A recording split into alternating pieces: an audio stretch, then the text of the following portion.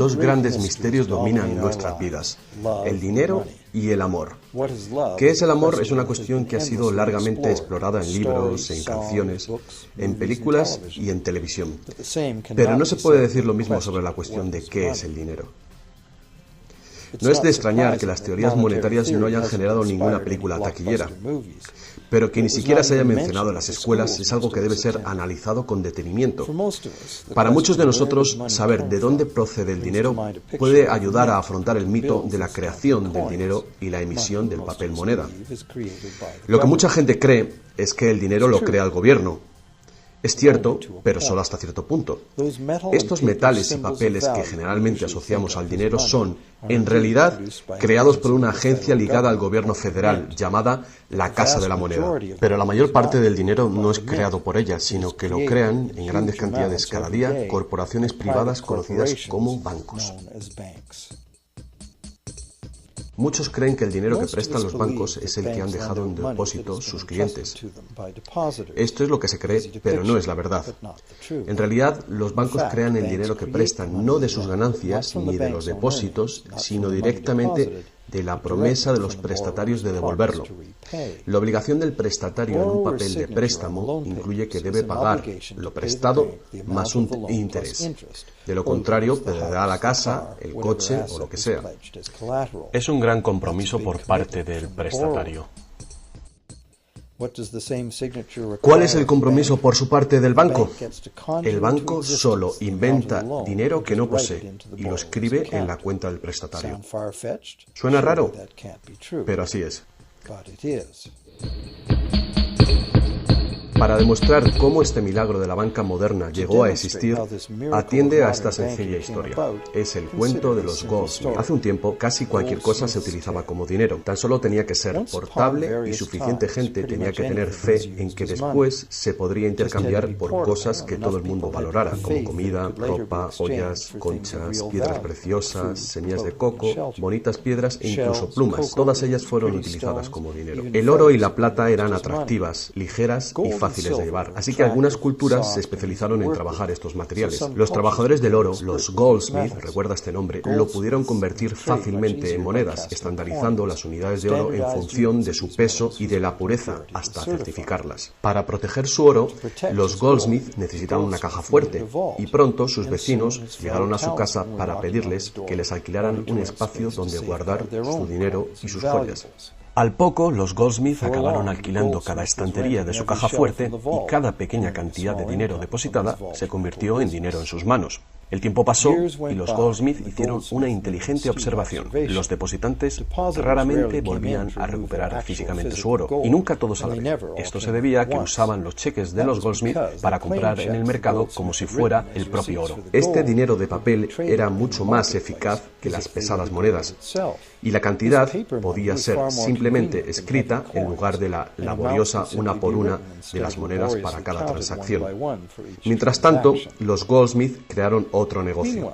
Prestaban su oro introduciendo un interés. Al tiempo que su papel moneda empezaba a ser aceptado, los prestatarios comenzaron a pedir sus préstamos en forma de estos cheques en lugar del metal. Su industria se expandió mientras más y más gente les pedía guardar su oro, lo que dio a los Goldsmith una idea todavía mejor. Sabía que muy pocos de sus depositantes sacaban su oro alguna vez, así que los Goldsmith pensaron que también podrían escribir más cheques ahora en función de los cheques del oro que habían dejado los depositantes en su cámara, además del oro de los depositantes que guardaban propiamente. Así, con tal de que devolviese el oro a los depositantes que lo desearan recuperar, nadie se daría cuenta del truco. Lo que no se sabe, no se siente. Y los Goldsmith, ahora más banqueros que artesanos, hicieron un mayor negocio del que podrían haber hecho prestando únicamente su propio dinero. Durante años se hicieron un beneficio secreto fabuloso con los intereses de los depósitos de todos sus vecinos. Pero ahora que se había hecho una prominente figura en el pueblo, se levantaron sospechas de que estaba gastando el dinero de sus depositantes y amenazaron con sacar todo su oro si Goldsmith no explicaba su repetida riqueza. Al contrario de lo que se podría pensar, esto no afectó a su fortuna. A pesar de la duplicidad patente de su truco, su idea funcionó porque los depositantes no perdieron nada de su oro. Estaba seguro en la cámara de Goldsmith. En vez de sacar su oro, los depositantes acordaron que Goldsmith, ahora convertido en su banquero, debía compartir la fortuna que habían contribuido a crear, otorgándoles un interés por su oro. Esto fue el comienzo de la banca. El banquero pagaba un pequeño interés por el depósito del dinero de otra gente que después prestaba a un interés mayor. La diferencia cubría los costes de operación del banquero y su beneficio. La lógica del sistema parecía sencilla y cubría la necesidad de las personas de crédito. Pero esta no es la manera en la que trabaja la banca hoy en día. El banquero Goldsmith no estaba del todo contento con lo que ganaba después de descontar el interés que pagaba a los depositantes, y la demanda de crédito crecía con fuerza, mientras los europeos se expandían por América. Sus préstamos estaban limitados por la cantidad de oro que permanecía en su caja. Ahí es cuando tuvo una idea todavía mejor. Como nadie sino él sabía cuánto oro había en la caja, podía hacer cheques sobre dinero que ni siquiera existía. Como los prestatarios no iban a retirar su oro con sus cheques al mismo tiempo, ¿cómo iba alguien a darse cuenta de este truco? Esta nueva cara del negocio funcionó muy bien, y el banquero se hizo inmensamente rico con los intereses de un oro que ni siquiera existía. La idea de que el banquero creaba dinero de la nada era demasiado extraordinaria para creerla. Por lo tanto, el fraude no fue descubierto por la gente durante mucho tiempo. El poder de crear dinero hizo que el banquero se sintiese prepotente, como podrás imaginar. Pero con el tiempo, la cantidad de los préstamos del banquero y su escandalosa riqueza hizo que una vez más se levantaran sospechas. Algunos clientes empezaron a reclamar su oro en lugar de la representación en papel.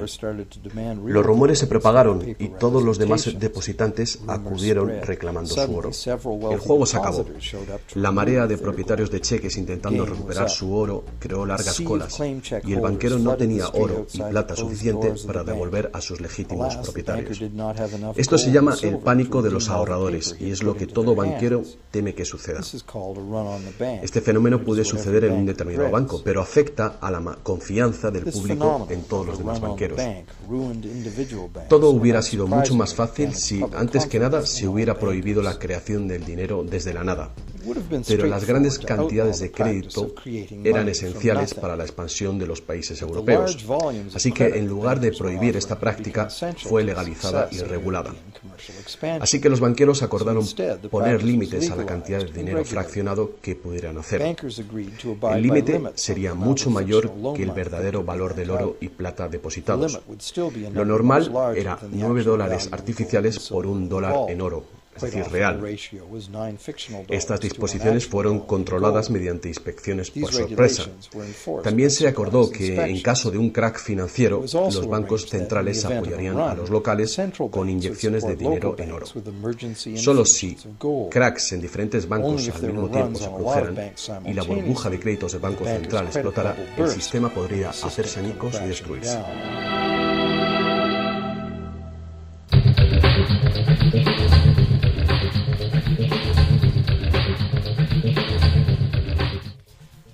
A lo largo de los años, el dinero fraccionado y su sistema integrado por un banco central regulador se ha convertido en el sistema bancario dirigente del mundo. Al mismo tiempo, el sistema fraccional del oro apoyando al dinero como deuda ha desaparecido. La naturaleza básica del dinero ha cambiado. En el pasado, el billete de dólar era un recibo que te permitía cambiarlo por una cantidad de oro o plata determinadas. Ahora, un billete o dólar digital solo puede ser cambiado por otro billete o dólar digital.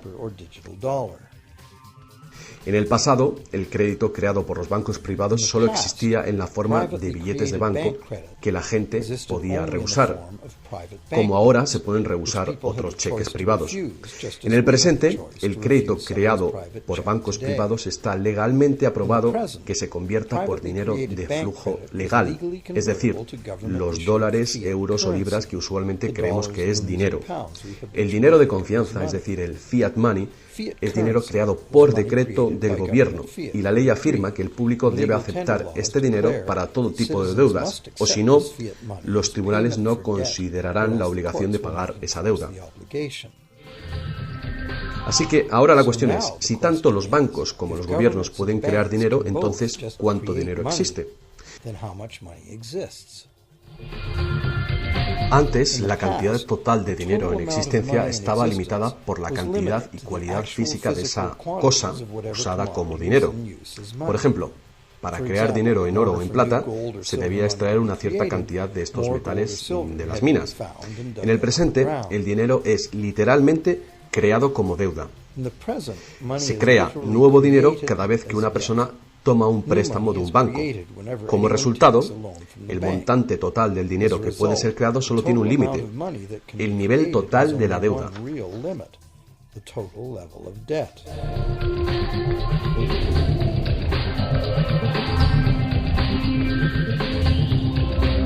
Los gobiernos ponen una disposición adicional para limitar la creación de dinero, imponiendo reglas conocidas como requerimientos fraccionales de la reserva. Son arbitrarias en su misma esencia. Estos requerimientos varían de un país a otro y de un tiempo a otro. En el pasado se obligaba a los bancos a tener al menos $1 en oro por cada $10 creados. Hoy en día, la proporción ya no tiene relación con el dinero actualmente en depósito, sino con el dinero creado a su vez de la deuda creada sobre el dinero en depósito en el banco.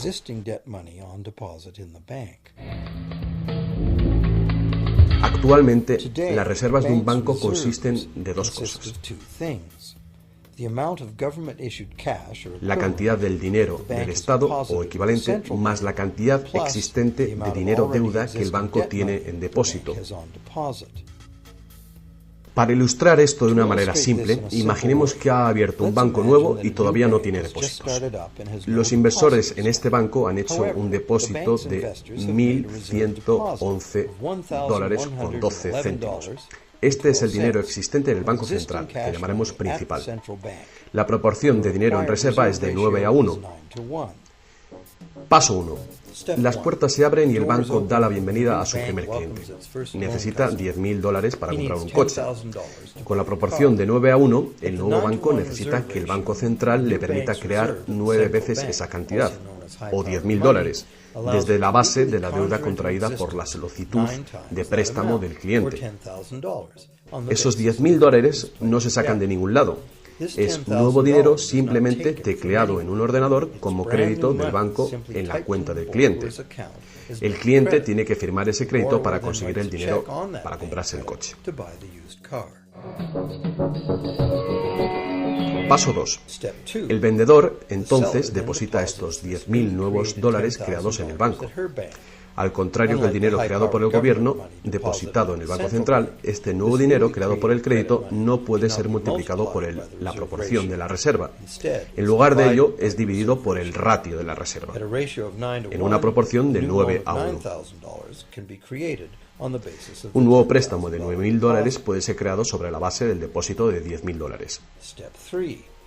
Si esos $9.000 son depositados por una tercera persona en el mismo banco que lo creó en uno diferente, se convierte en una base legal para un tercer asunto de crédito bancario, esta vez por la cantidad de $8.100. Al igual que con las muñecas rusas, cada nivel contiene un pequeño dólar dentro de otro pequeño dólar. Cada depósito contiene el potencial para otro pequeño crédito en una infinita serie decreciente. Si el dinero del préstamo creado no es depositado en el banco, el proceso se detiene. Esta es la parte impredecible del mecanismo de creación de dinero basado en la deuda. Pero lo más probable es que el nuevo dinero creado en cada paso será depositado en el banco y el proceso de la proporción de reserva de dinero se repetirá una y otra vez hasta que los $100.000 de nuevo dinero se hayan creado dentro del sistema bancario. Todo este nuevo dinero se habrá creado enteramente desde la deuda y el proceso entero habrá sido autorizado legalmente por el depósito inicial de $1.111.12 que todavía permanecerán en el Banco Central. Lo que resulta más ingenioso de este sistema es que los libros de contabilidad de cada banco en la cadena deben mostrar que tiene un 10% más de depósitos que de préstamos. Esto da a los bancos el incentivo de adquirir depósitos para poder hacer préstamos, apoyando la impresión común pero falsa de que los préstamos proceden de los depósitos. A menos que los sucesivos préstamos estén depositados en el mismo banco, No se podrá decir que algún banco en particular haya pasado su límite inicial de 9-1 creando deuda de la nada. De cualquier manera, el sistema bancario es un círculo cerrado. El crédito bancario que crea un banco se convierte en el depósito en otro y viceversa. En un hipotético mundo de perfectos intercambios, el efecto último sería exactamente el mismo que si todo el proceso tuviera lugar en un solo banco. Esto es, el depósito en reserva inicial de $1.111,12 permite recolectar intereses por valor de más de $100.000 que el banco nunca ha tenido.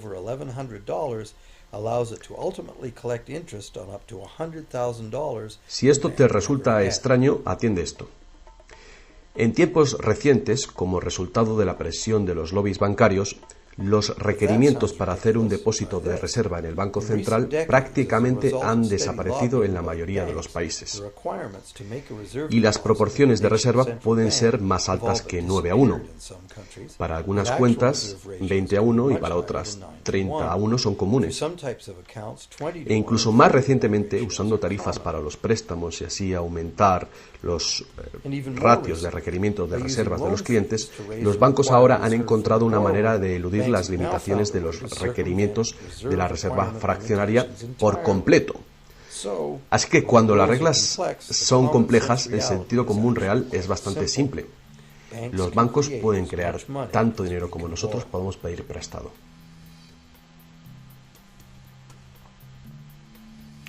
A pesar del interminable proceso de creación de dinero que hemos visto, tan solo alrededor de un 5% es el tipo de dinero creado por la Casa de la Moneda de entre todo el dinero que hay en circulación. Más del 95% de todo el dinero en el mercado hoy ha sido creado por alguien firmando una solicitud de endeudamiento con un banco. Y lo que es más, este dinero bancario de crédito es creado y destruido en grandes cantidades cada día, según se conceden nuevos préstamos y los viejos son pagados.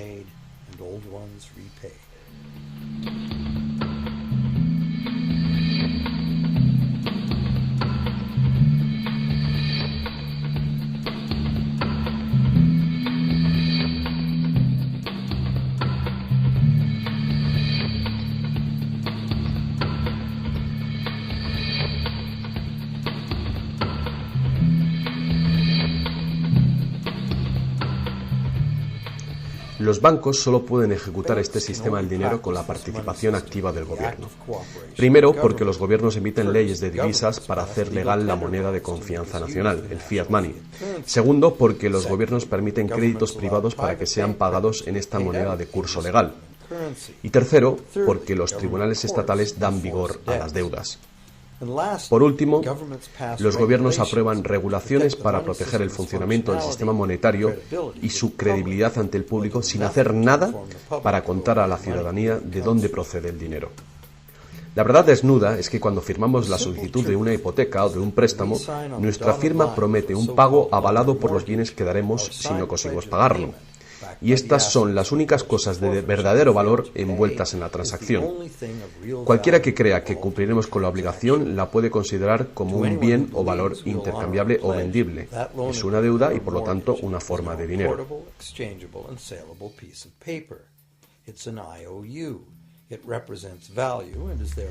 Es el dinero que el prestatario intercambia por lo que el banquero llama préstamo. Así que un préstamo en el mundo real quiere decir que el prestamista debe tener algo que prestar. Si tú necesitas un martillo, prestarte la promesa de un martillo que no existe no te va a servir para nada. Pero en el artificial mundo del dinero, un banco promete prestar un dinero que no tiene y se le permite que sea aceptado como dinero. Y nosotros lo aceptamos así.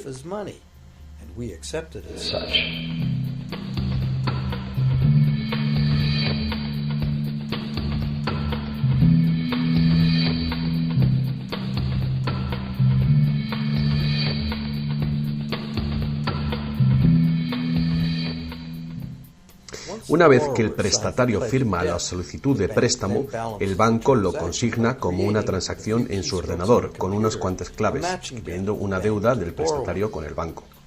Desde el punto de vista del cliente, se convierte en un préstamo de dinero en su cuenta, porque el gobierno permite que esta deuda del banco con el cliente se convierta en dinero gubernamental de confianza, el fiat money, que todo el mundo tiene que aceptar como dinero. Otra vez, la verdad básica es muy sencilla. Sin el documento que el prestatario firma, el banquero no tendría nada que prestar. ¿Alguna vez te has preguntado cómo todas las instituciones, el gobierno, las corporaciones, los pequeños negocios, las familias, pueden estar todos en deuda al mismo tiempo y por esas cantidades tan astronómicas? ¿Alguna vez te has preguntado cómo puede haber tanto dinero al mismo tiempo para prestar? Bien, ahora ya lo sabes. No lo hay. Los bancos no prestan dinero, simplemente lo crean de las deudas, y esa deuda es potencialmente ilimitada, tanto como la emisión de moneda. Y la situación opuesta también es verdadera. ¿No es asombroso que a pesar de la increíble riqueza de recursos, de innovaciones y productividad que nos rodean, casi todos, desde los gobiernos hasta las compañías y los individuos, estén en graves deudas con los banqueros? Si la gente se parara a pensar cómo esto puede suceder, ¿cómo puede ser que la gente que produce la verdadera riqueza en el mundo estén en deuda con aquellos que únicamente prestan el dinero que representa la riqueza? Todavía más alucinante es que una vez que te das cuenta de que el dinero en realidad es deuda, nos damos cuenta de que si no hubiera deuda, no habría dinero.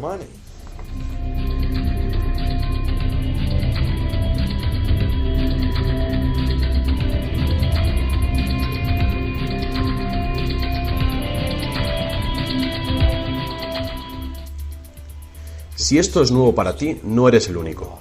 Mucha gente piensa que si todas las deudas se pagaran, el estado de la economía mejoraría. Es cierto a un nivel individual.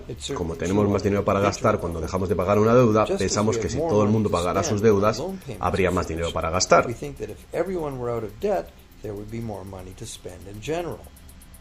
Pero la verdad es justamente la contraria. No habría dinero de ningún tipo. Así es.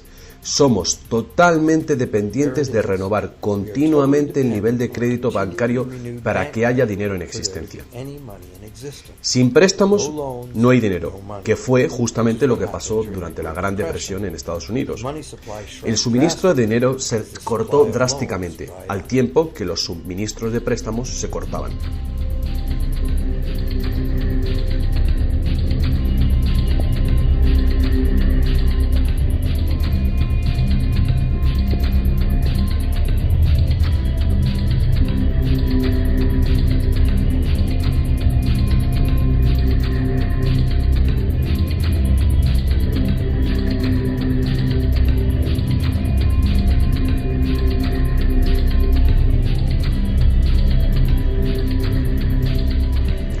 Pero eso no es todo. Los bancos solo crean la cantidad del dinero principal. No crean el dinero con el que pagar los intereses. ¿De dónde se supone que viene todo este dinero? El único lugar del cual los prestatarios pueden obtener el dinero para pagar los intereses es del total del dinero que hay en circulación. Pero resulta que casi todo ese dinero general ha sido creado de la misma manera. Es decir, como crédito bancario que tiene que ser pagado con más dinero de aquel con el que fue creado. Así que por todas partes hay prestatarios en la misma situación, intentando obtener el dinero para pagar tanto el dinero principal como el interés. Desde un fondo original, la piscina, que solo tiene el dinero principal, es claramente imposible para cada uno pagar el dinero principal más los intereses, porque el dinero del interés no existe. Esto se puede expresar con una simple ecuación matemática. El gran problema aquí es que en caso de préstamos de largo plazo como hipotecas y deuda pública, el interés total excede mucho al dinero principal. Así que, a menos que un montón de nuevo dinero sea creado para pagar los intereses, es decir, un gran número de nuevas hipotecas, no podrá funcionar la economía. Para mantener una sociedad que funcione, la proporción de cancelaciones de deudas tiene que ser baja.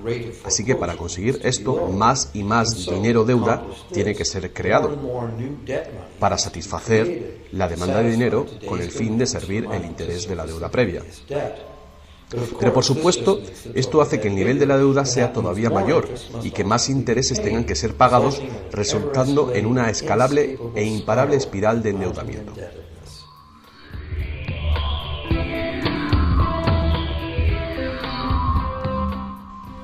Tan solo el lapso de tiempo entre el dinero creado procedente de los nuevos préstamos y su devolución evita la bancarrota del sistema entero. De cualquier manera, el increíble monstruo del crédito que se hace más y más grande necesita que se cree más y más dinero de deuda para alimentar el sistema y cada vez se hace más urgente. ¿Por qué los intereses son tan bajos? ¿Pueden los intereses bajar más? ¿Por qué nos ofrecen insistentemente tarjetas de crédito en el correo? ¿Por qué el gobierno americano gasta más rápido que nunca? ¿Es posible que el sistema colapse por completo y con él el sistema monetario? Las personas racionales deben preguntarse, ¿se puede sostener esto indefinidamente? ¿No es inevitable el colapso?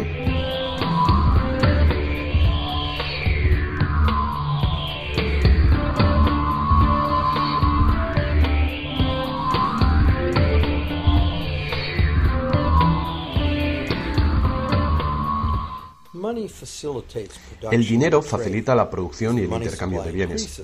Cuando el suministro de dinero se incrementa, el dinero se convierte progresivamente en menos valioso, a menos que el volumen de intercambios y de suministro de dinero crezcan en la misma proporción.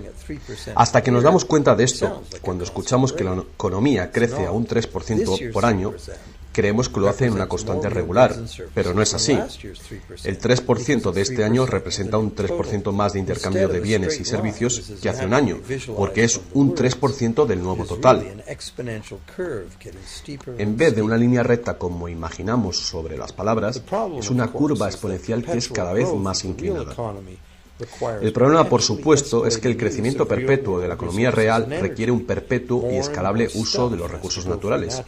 Más y más cosas tienen que ir desde los recursos naturales hasta los basureros cada año para evitar que el sistema colapse. ¿Qué podemos hacer ante esta terrorífica situación? Una cosa, necesitamos un nuevo concepto del dinero. Es tiempo de que más gente se pregunte a sí misma y a sus gobiernos 4 preguntas muy simples. A lo largo del mundo, los gobiernos piden prestado dinero con interés a los bancos privados. La deuda del gobierno es un componente principal dentro de la deuda total. El pago de esos intereses hace que el gobierno tenga que cargar a los ciudadanos con más impuestos. Ahora que sabemos que los bancos simplemente crean el dinero que prestan, que los gobiernos les han dado el permiso para hacerlo, la primera pregunta es, ¿por qué los gobiernos eligen pedir prestado a los bancos privados con interés cuando los propios gobiernos podían crear el dinero que necesitan sin ningún interés ellos mismos? Y la segunda gran cuestión es, ¿por qué se crea dinero como deuda? ¿Por qué no se crea dinero que circule permanentemente y que no tenga que ser represtado con intereses para existir?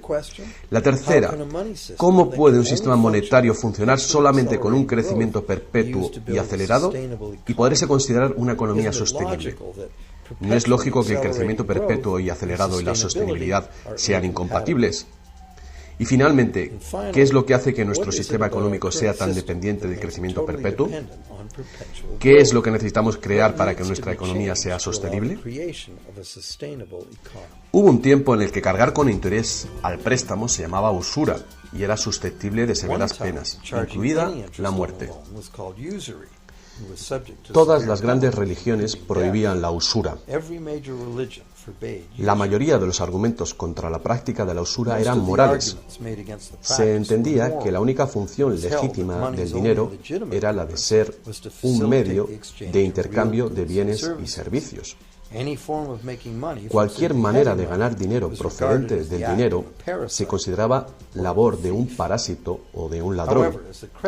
Sin embargo, al tiempo que aumentaban las necesidades de crédito en el comercio, el argumento moral cedió paso al razonamiento de que prestar representa riesgo y pérdida de oportunidad para quien presta, y por lo tanto, cobrar por este coste era justo. Hoy en día, estas ideas parecen triviales. Actualmente, la idea de ganar dinero del dinero se considera la mejor ocupación que hay. ¿Para qué trabajar si tu dinero puede trabajar por ti?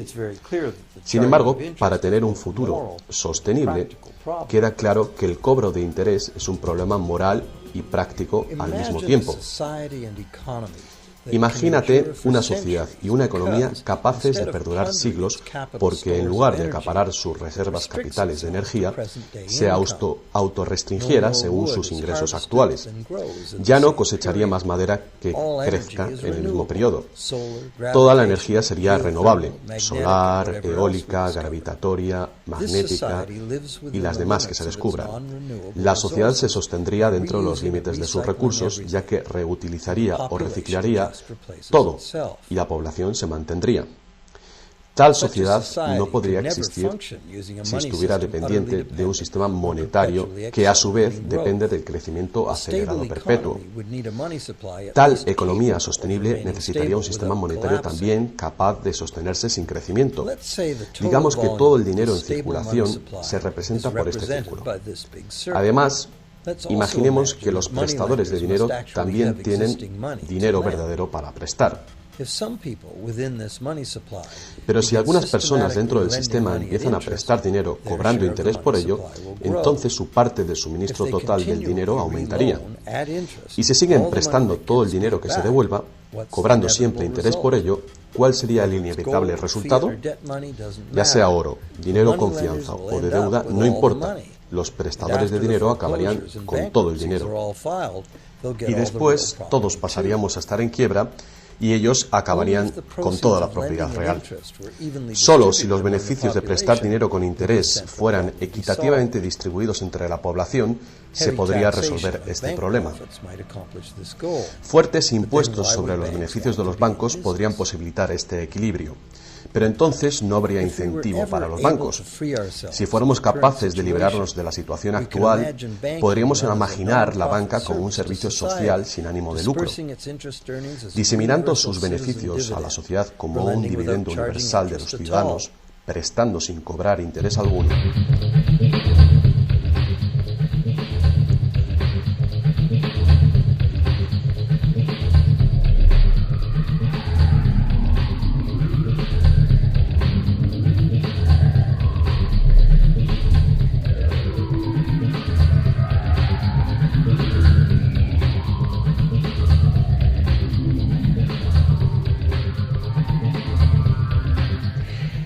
Si es la naturaleza fundamental del sistema lo que causa los problemas, correcciones al propio sistema jamás resolverán los problemas.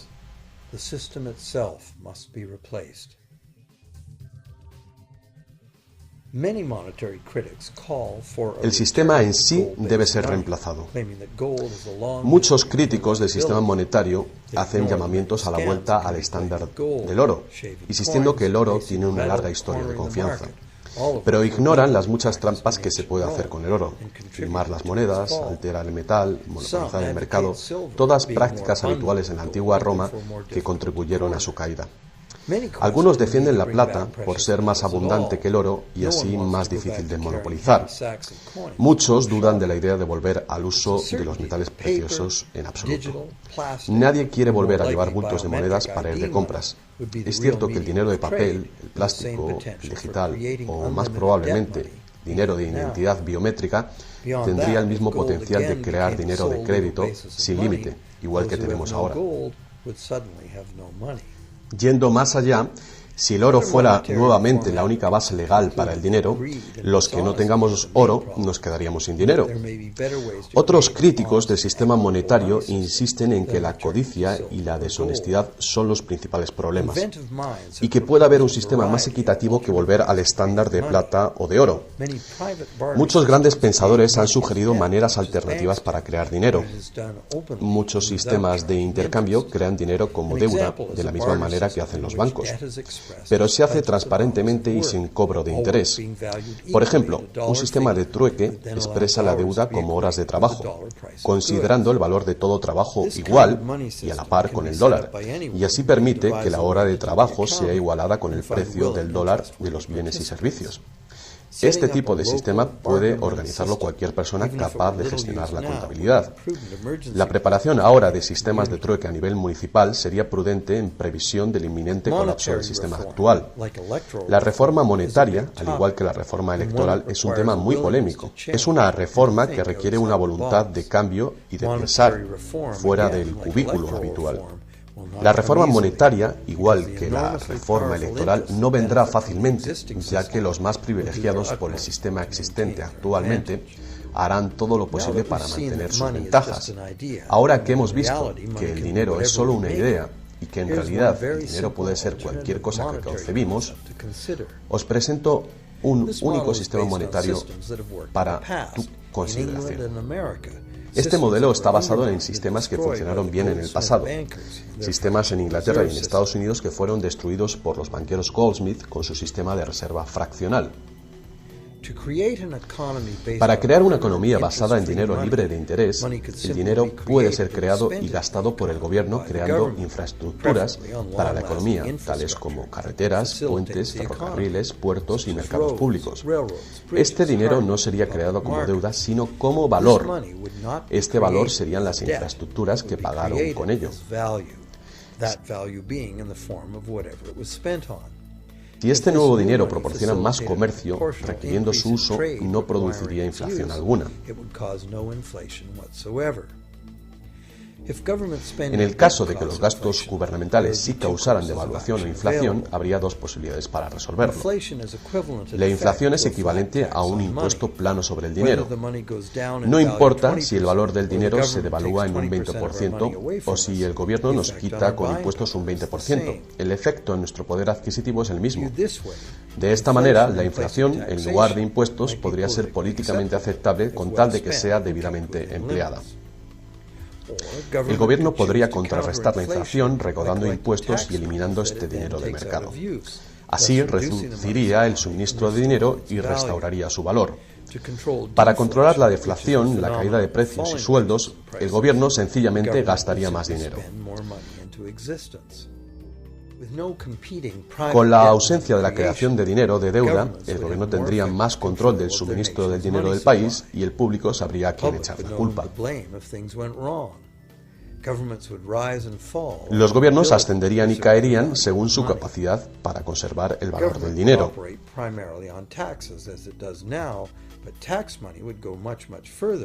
El gobierno dependería de los impuestos como ahora, pero los impuestos llegarían mucho más lejos, ya que ninguna parte de ellos se gastaría en pagar intereses a los banqueros.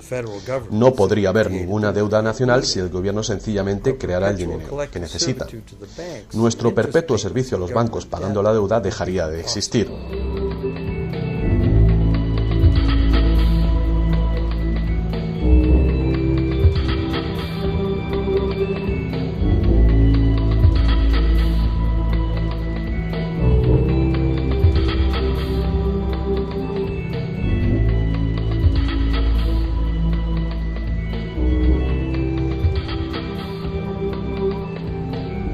Lo que no nos han enseñado es que democracia y libertad son, de hecho, una forma ingeniosa de dictadura económica. Mientras toda nuestra sociedad dependa de un suministro de crédito bancario para sus necesidades monetarias, los banqueros serán quienes deciden quién tendrá el dinero que se necesita y quién no.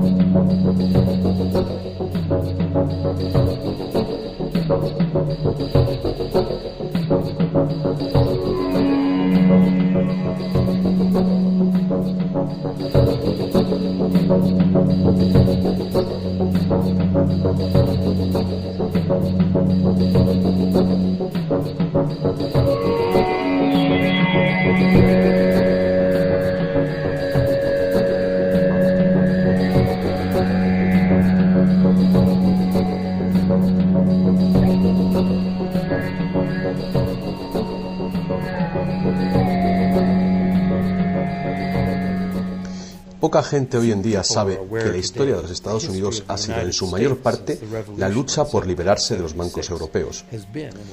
Esta lucha llegó a su fin en el año 1913, cuando el presidente Wilson ratificó el Acta de la Reserva Federal, permitiendo así al cártel de banqueros internacionales controlar el dinero de Estados Unidos. Putting the international banking cartel in charge of creating America's money.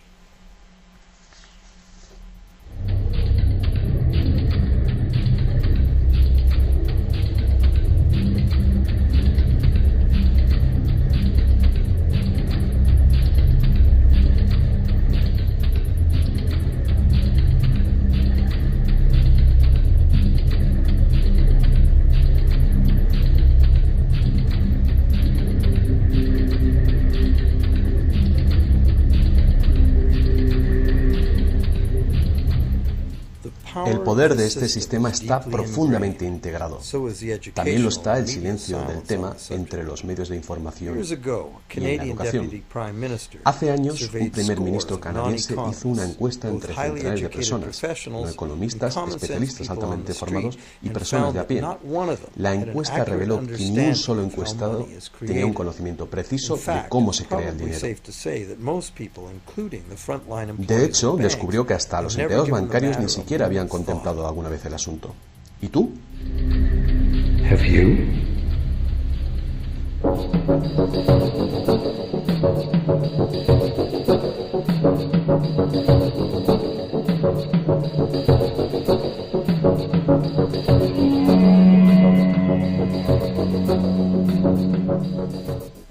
El sistema moderno de dinero como deuda nació hace más de 300 años, cuando un decreto real otorgó al primer banco de Inglaterra el poder de emitir recibos de oro fraccionales con un modesto porcentaje de 2:1.